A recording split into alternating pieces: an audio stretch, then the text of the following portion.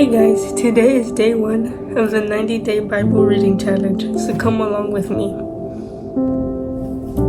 Let's begin. The account of creation. In the beginning, God created the heavens and the earth. The earth was formless and empty, and darkness covered the deep waters, and the Spirit of God was hovering over the surface of the waters. Then God said, "Let there be light," and there was light. And God saw that the light was good. Then he separated the light from the darkness. God called the light day and darkness night. And evening passed and morning came, marking the first day. Then God said, "Let there be a space between the waters to separate the waters of the heavens from the waters of the earth." And that is what happened. God made the space to separate the waters of the earth from the waters of the heavens. God called the space sky. And evening passed and morning came, marking the second day. Then God said, "Let the waters beneath the sky flow together into one place, so dry ground may appear." And that is what happened. God called the dry ground land and the water seas. And God saw that it was good.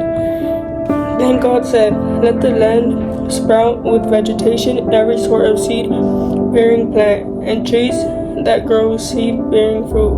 These seeds will then produce the kinds of plants and trees from which they came." And that is what happened. The land produced vegetation, all sorts of seed-bearing plants, and trees with seed-bearing fruit. Their seeds produced plants and trees of the same kind, and God saw that it was good. And evening passed and morning came, marking the third day. Then God said, "Let lights appear in the sky to separate the day from the night. Let them be signs to mark the seasons, days, and years. Let these lights in the sky shine down on the earth." And that is what happened. God made two great lights, the larger one to govern the day, and the smaller one to govern the night. He also made the stars. God set these lights in the sky to light the earth, to govern the day and night, and to separate the light from the darkness.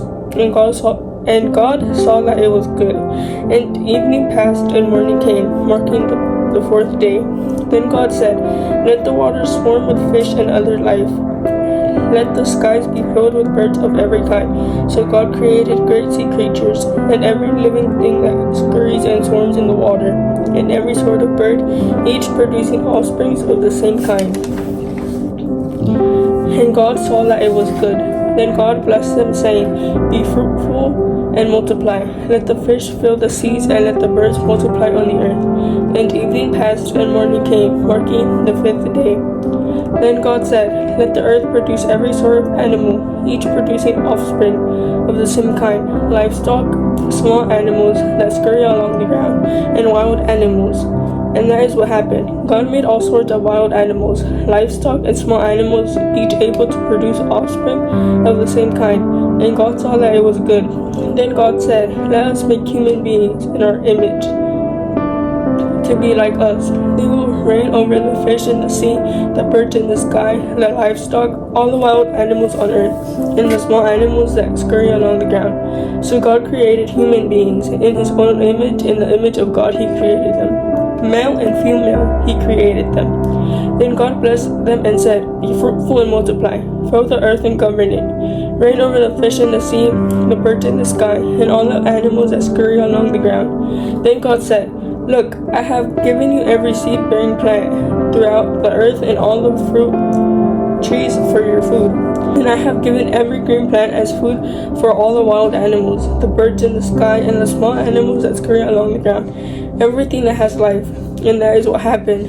Then God looked over all he had made, and he saw that it was very good. And evening passed and morning came, marking the sixth day.